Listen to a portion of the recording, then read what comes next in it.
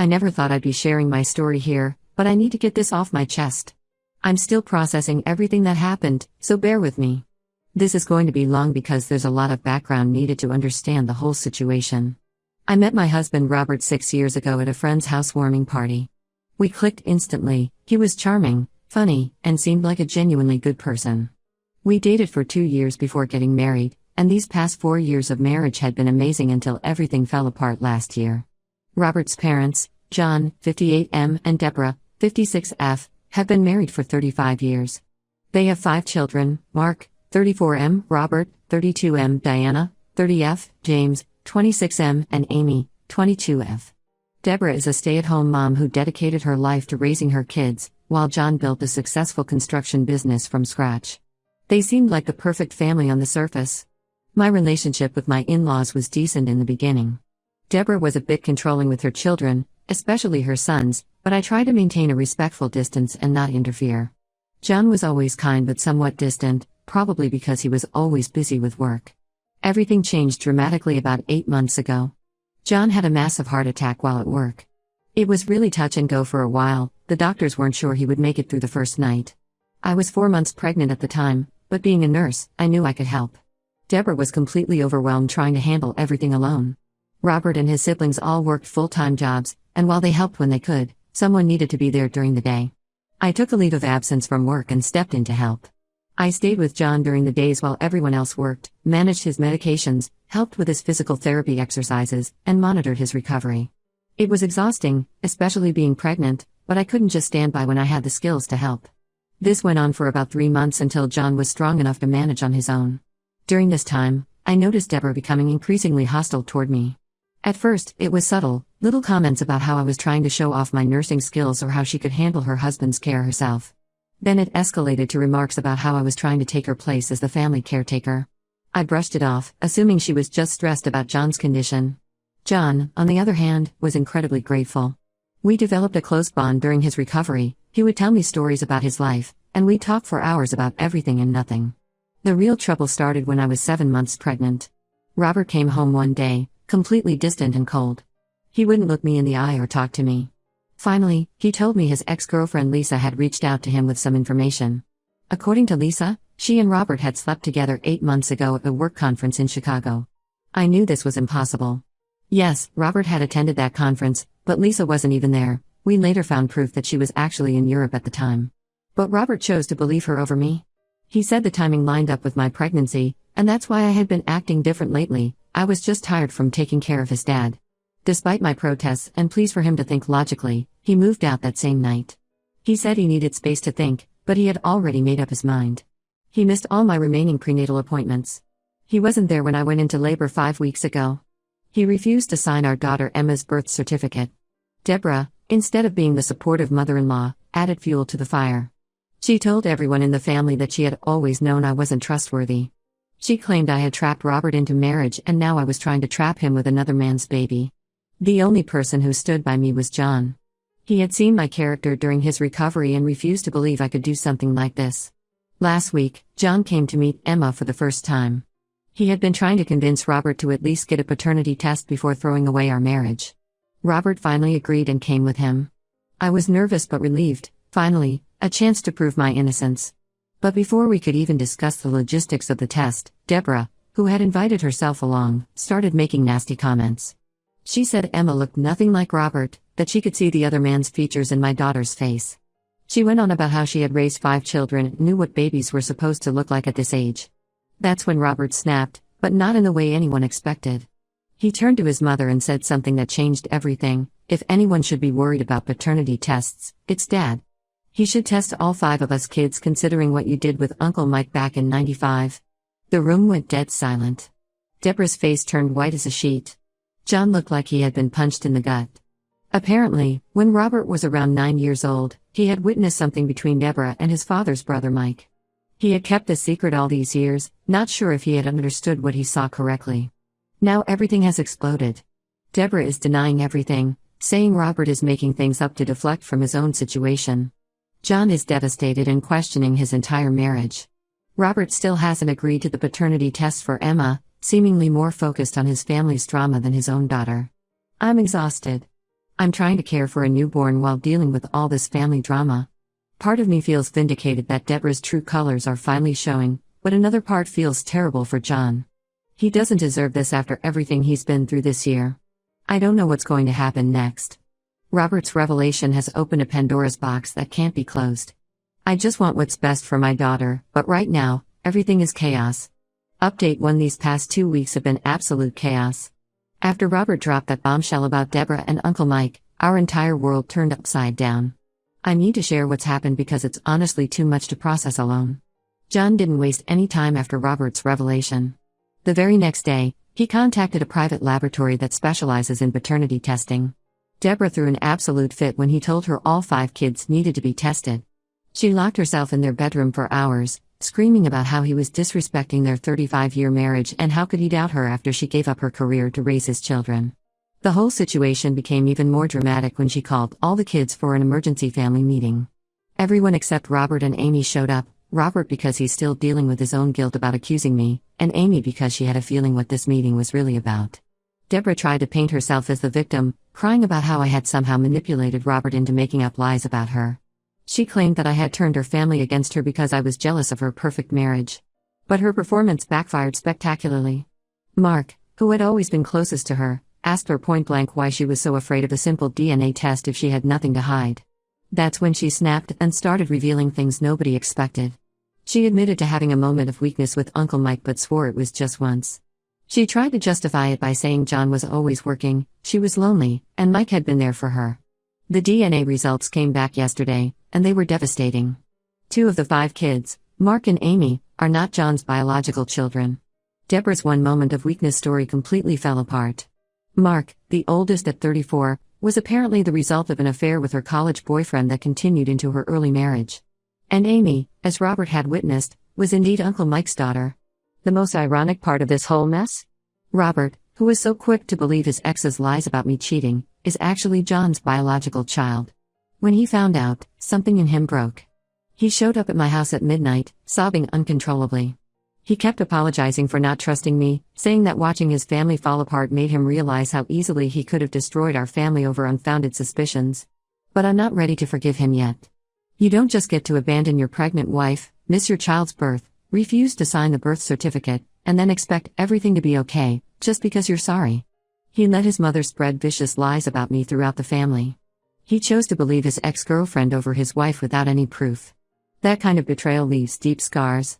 Deborah has been making everything worse with her constant calls and messages. She's been on a rampage, calling everyone who will listen to tell her side of the story.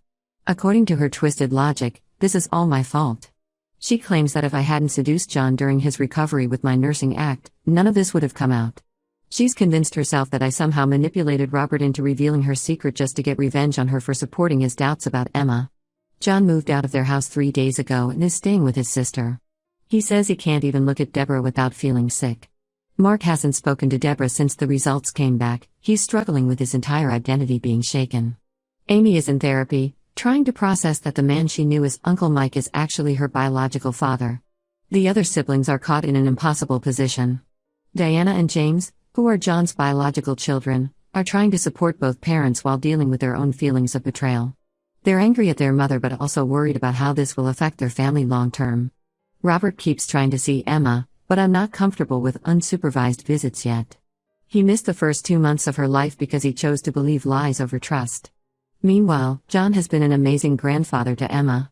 He visits regularly, brings supplies, and actually helps with a baby instead of just making accusations. It's ironic that my father-in-law has been more supportive than my own husband. Yesterday, things hit a new low. Deborah showed up at my house unannounced, clearly drunk. She started screaming in my front yard about how I had destroyed her family. She said her affairs were in the past and I had no right to make Robert reveal them. When I reminded her that she was the one who started all this by supporting Robert's unfounded accusations against me, she tried to slap me. Thankfully, my neighbor heard the commotion and called the police. I filed for a restraining order against Deborah. Robert is furious with his mother for trying to attack me, but I reminded him that he's not in any position to defend me now, not after abandoning us for months. He agreed and said he'll respect whatever boundaries I set. He's starting therapy next week to work on his trust issues. John called this morning to check on Emma and me. He apologized again for his wife's behavior and for not seeing her true nature sooner. He's filing for divorce after 35 years of marriage.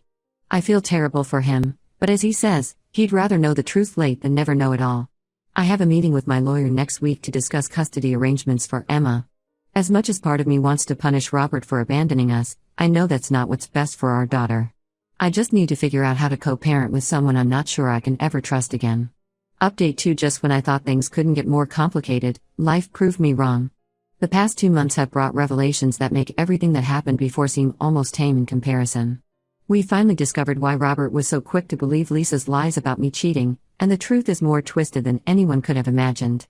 It turns out Deborah had been secretly meeting with Lisa for months before she made those accusations about sleeping with Robert. This discovery happened purely by accident. Mark was helping John sort through some paperwork at their house when he found Deborah's old iPad. She had forgotten to sign out of her messages, and what Mark found was shocking: months of conversations between Deborah and Lisa, planning how to break up my marriage. The messages showed Deborah actively encouraging Lisa to lie about sleeping with Robert. She had coached Lisa on exactly what to say, when to contact Robert, and even suggested the specific work conference to mention because she knew Robert had attended it alone. Deborah had promised Lisa that once I was out of the picture, she would help Lisa get back together with Robert. She even offered to help Lisa financially if needed. But that wasn't even the worst part. The messages revealed that this wasn't the first time Deborah had done something like this. She had successfully broken up 2 of Mark's serious relationships using the same playbook. She would find willing ex-girlfriends, promise them her support in getting back with her sons, and then help them create drama. She kept a detailed record of these manipulations in her messages, almost like she was proud of them. Her justification in the messages was chilling. She wrote to Lisa about how she was protecting her sons from women who weren't good enough for them. She claimed that as a mother, she knew best who her sons should be with. In my case, she wrote that I was too independent and would never be a proper wife because I had my own career and didn't rely on Robert enough. When Robert saw the messages, he was physically sick. Everything suddenly made sense: why his mother had been so supportive of his doubts, why she had encouraged him to move out, why she kept insisting that something wasn't right about my pregnancy. She had orchestrated the whole thing from the beginning. Robert tried to confront Deborah about the messages, but she refused to admit anything. Instead, she accused Mark of fabricating the messages to hurt her. When that didn't work, she tried to justify her actions by saying she was just looking out for her children's best interests. No one's buying her excuses anymore. The divorce proceedings between John and Deborah have gotten ugly. She's demanding half of everything, including his construction business, claiming she sacrificed her career to raise their children. But John's lawyer thinks the evidence of her affairs, combined with proof of how she deliberately sabotaged her children's relationships, might help reduce what she gets in the settlement. Uncle Mike finally broke his silence too. After weeks of avoiding everyone's calls, he came clean about everything. He admitted to having a 3-year affair with Deborah in the mid-90s, which resulted in Amy's birth. But he claimed he hadn't known about any of her other affairs. His wife left him as soon as the truth came out, and most of the extended family has cut ties with both him and Deborah. Robert has been trying to make amends. He's been consistent with his therapy appointments, respecting my boundaries, and being an attentive father during his supervised visits with Emma. He's horrified at how easily he fell for his mother's manipulation, but that doesn't change the fact that he chose to believe the worst about me instead of trusting his wife. John has become an unexpected source of support through all this. He understands better than anyone how it feels to have your trust completely shattered by someone you loved and trusted.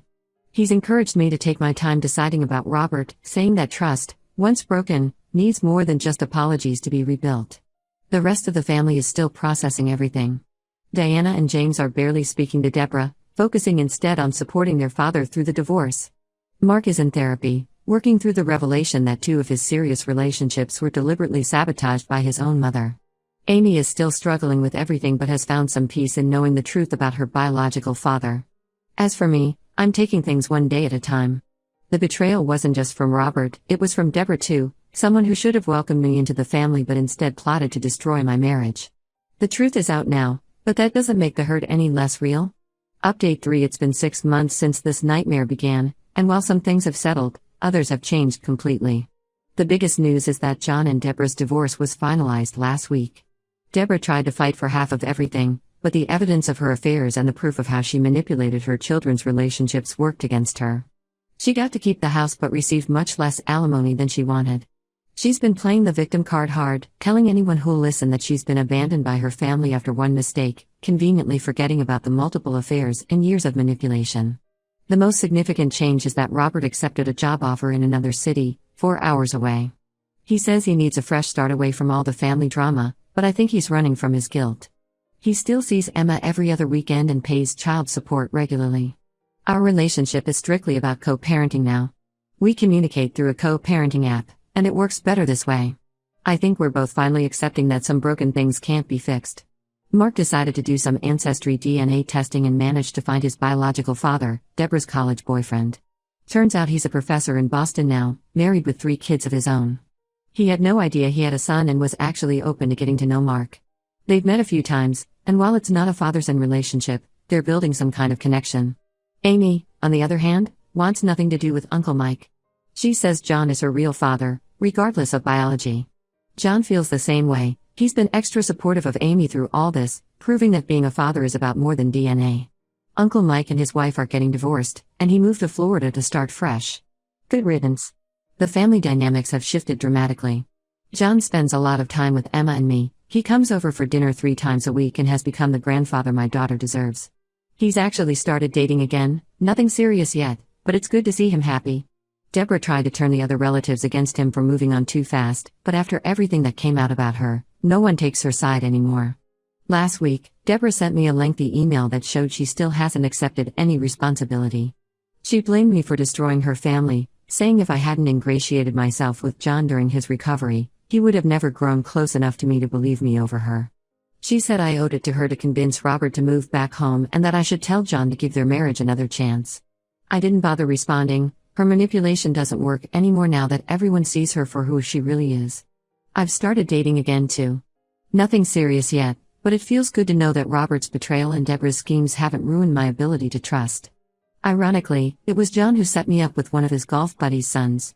We've been on a few dates, and while I'm not ready for anything serious, it's nice to feel like I can move forward. Emma is growing fast and, funny enough, looks more like Robert every day. It's ironic considering all the drama about her paternity. The test was finally done when she was 3 months old, proving what I knew all along: she's definitely Robert's daughter. But by then, the damage to our marriage was irreparable. Sometimes I wonder if things would have been different if Deborah hadn't interfered, if Robert had trusted me, or if I had been able to forgive him. But then I look at how peaceful my life is now without all the drama and manipulation, and I know I'm better off. The whole experience taught me that sometimes the best family isn't the one you marry into, but the one you choose to keep in your life.